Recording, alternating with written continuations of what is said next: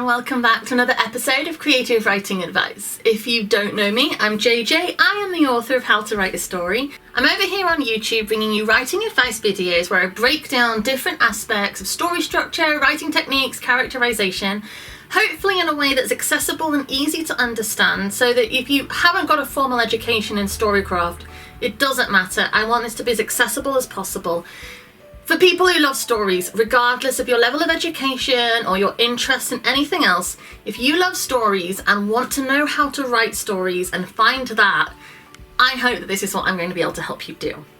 However, as I say every Monday, today is a little bit different.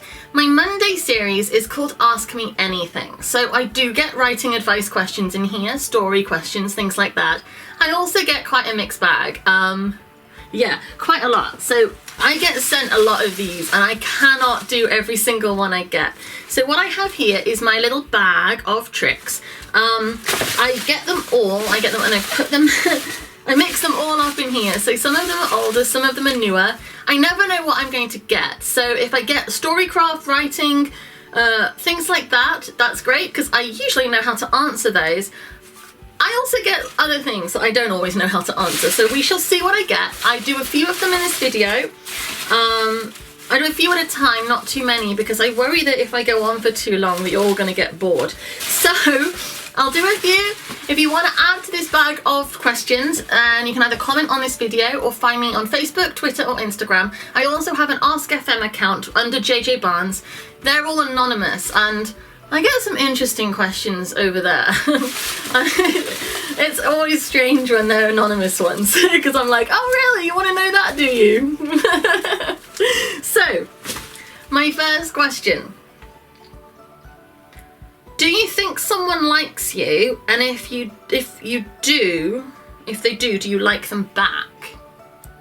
Well, okay, so I'm in a relationship, I hope he likes me. Be a bit strange if he didn't.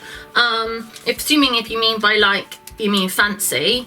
If this is an American person, in England we say fancy. So I'm hoping he fancies me. And I don't know if anyone else fancies me. It's very flattering if they do. I don't really get it, but thank you. But no, I'm in a relationship, so, and if it's like, as in actually just like as a person, I really hope that somebody likes me, otherwise I'm a real sort of sad, friendless loner, aren't I? There's loads of people I like as friends, so I hope they like me too. Okay. Biggest pet you've had? I had a pretty big dog. Batfink. He had big, like, sticky uppy ears like Batfink. But yeah, I've had lots of like rats and bunnies and hamsters and things, and they're all small. But so yeah, dogs, I don't tend to have like, you know, exotic tigery pets or anything. I'm not Joe Exotic. So dog.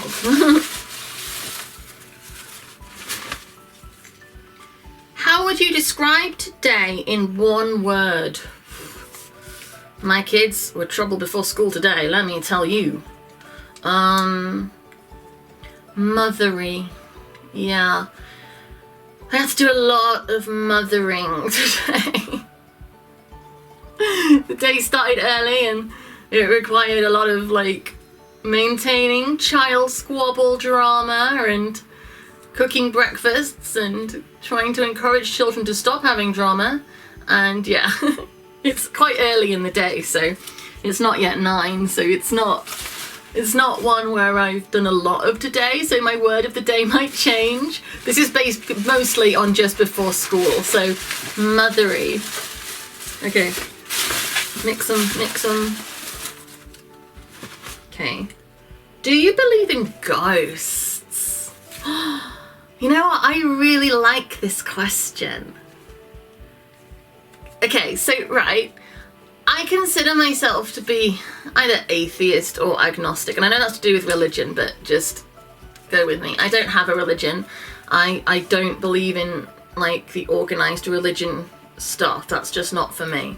And I tend to count a lot of things like souls and ghosts and angels, things like that, in with a kind of religious belief, because you can't see it, you can't touch it, but you believe it anyway, right? It's a faith thing, right? I don't have a faith. I'm kind of empirical, like, I believe in what I believe in because it's there, I can see it, I have evidence for it. However, ghosts. You see, I'm fairly convinced we've got a poltergeist, and my scientist brother just has none of it. And I'm like, you just... I get so scared of ghost stories. I love ghost stories. I love being scared of ghost stories. Haunting movies and books about ghosts. I read a really scary book about ghosts just recently, and I love them. I honestly, you can recommend me some ghost stories, I will read them, I will watch them, because I love ghost stories and I get really scared and really invested. So do I believe? I do. I don't know. I don't know if I do believe or not, but I love them. Does that count? I love ghost stories. I kind of do believe, but I don't want to let myself believe because I kind of feel like it's nonsense. Intellectually, I feel like it's nonsense, but I get a lot of pleasure from the idea that it's real. So that's where I'm at. Okay. Do you like chocolate? I've had a similar one to this before. Yes, I do. I love chocolate, but I don't like chocolate with crap in it. So I don't like it when you bite into a chocolate and it's got like gungy... No, I don't like that. I like chocolate that is just chocolate. So I like a bar of dairy milk or something like that because it's just chocolate. There's no crap getting in the way. Like, if I want chocolate, I want chocolate. I don't want chocolate with crap in it. If I wanted to eat the gungy stuff, I would seek that out, but I don't want to seek that out. Ugh. Right. Have you ever had toothache? Yes. Yes, I have had toothache. Do you want more? I don't know if you need like a description of my toothache experience. Yes, I have had toothache. So funny. I get some very strange questions. There's always the anonymous ones, the ones that are just like, why do you want to know that? But I don't mind telling you. What's the first thing you plan to do once all this COVID shit calms down and life is normal again? Well, what my kids will want is to go for a sleepover at their grandmother's because they aren't allowed to at the minute, obviously, and they love a nanny sleepover. So I would, first thing will probably be, let my kids go off for a nanny sleepover and then go out. Go do something. Maybe go into Birmingham or go to London or Liverpool and just go for a day out in a city and have food and drinks and walk around and not worry about wearing a mask and breathe the air and not get clammy face from my mask wearing. Yeah, just get on a train and just go somewhere and then let my kids have a sleepover at their nanny so I can sort of pour myself into bed drunk at the end of the day and then have a full night's sleep. And then get my kids home the next day and like go to a playground or something where they can just run around with other kids and not worry. That would be lovely. Oh, this is a long one. Okay. Oof. Okay. I'm a Catholic and I grew up in a conservative family. Why do guys leave when they know that you don't want to have sex with them? Does every relationship need to involve sex?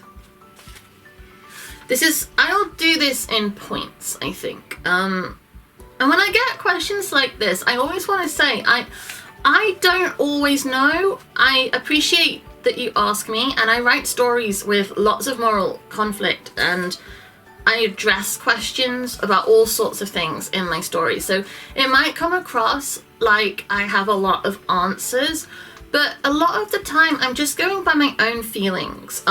It's not wisdom per se. I'm not trained in anything particularly other than stories. So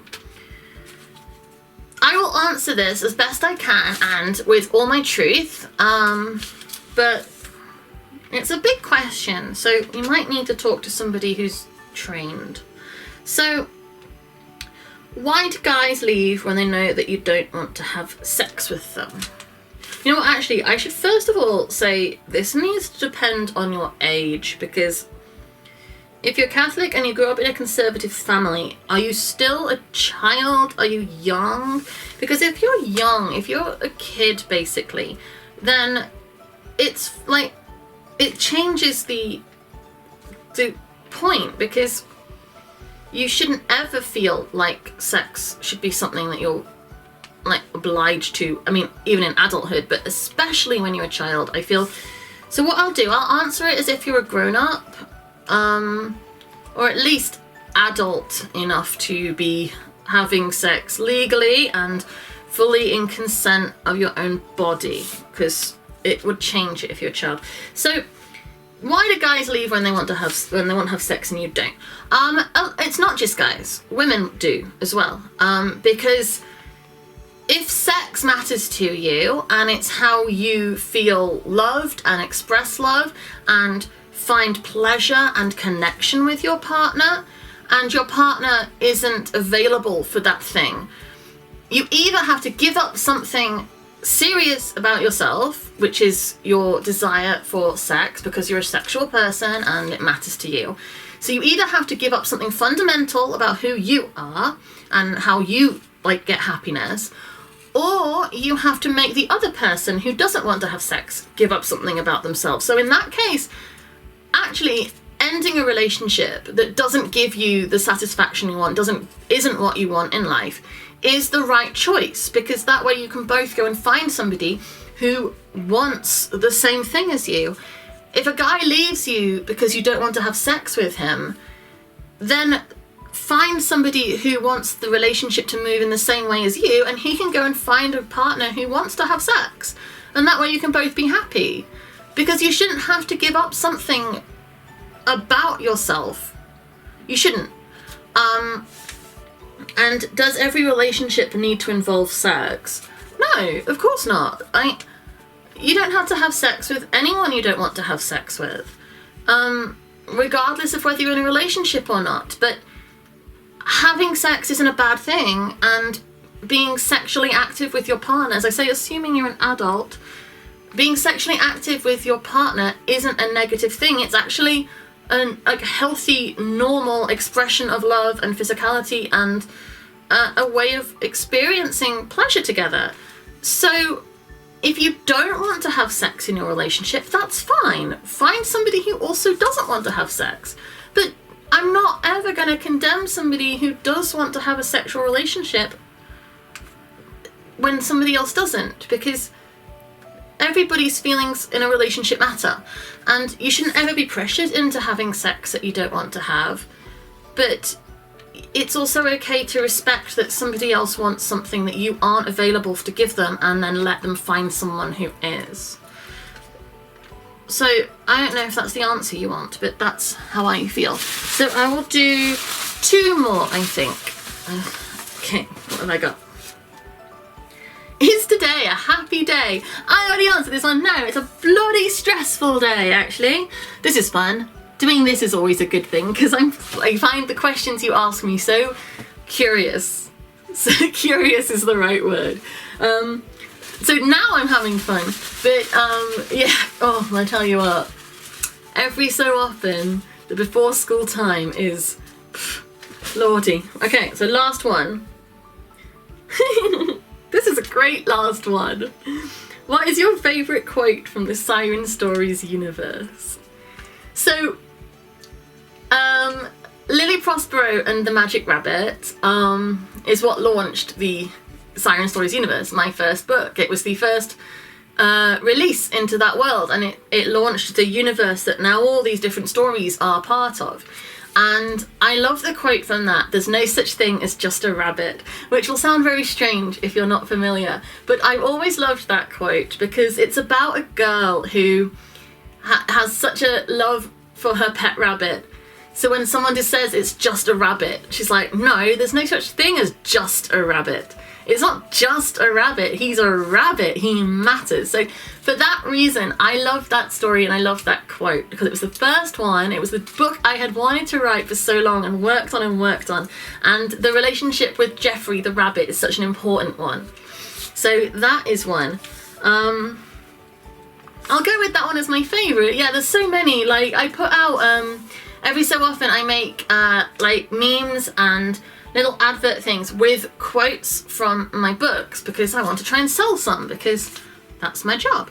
And I always pick my favourites and I put like a little picture and like, you know, where you can buy it. And there's some book quotes that I've written that I'm really genuinely proud of. In Lily Prosper and the Mermaid's Curse, there's ones addressing the dehumanization of people who are, like, othering of people who are different to you, and that speaks so much to racism and sexism and the treatment of people who we don't see as equal, and that I'm really proud of. And in Emerald Wren and the Coven of Seven, there's a lot about the domination of women and the abuse that women experience when controlled, and I'm really proud of a lot of the quotes, and a lot of them are a lot more grown up than There's No Such Thing as Just a Rabbit, and they speak to something deeper and that I'm very proud of having written. But because Magic Rabbit and that rabbit, because he was named for my rabbit, Jeffrey, I'm going with that as my favourite because it's quite personal and it was the launch. So thank you again for sticking with me while I answer some random and strange questions as always, and then some ones that are really interesting and deep, and some story ones. So thank you very much. If you, as I say, if you want to put some questions into my little bag of tricks here, it's easy. It's all on social media. The links and everything are below, so go find them. If you subscribe to this channel on Wednesdays and Fridays, my videos are much more storycraft focused. I dissect a storycraft, writing advice, writing technique thing. I reference books, film and TV and try to, help you get a better understanding of how to write your own story. And then Monday I do these Ask Me Anything videos, and I will keep doing these for as long as you enjoy them and keep sending me questions. And when you're bored, when you're done, you're like, Jude, no, shut up now. I will shut up and go back to just writing advice. If you go to my website, which is jjbarnes.co.uk, you'll find links over there to all the things I've talked about, my books, my film and TV work, my art, my photographs, my social media, where you can come and chat to me. So come find me and we'll talk, and I will be back again soon. Thank you very much for watching another one of my videos. Bye.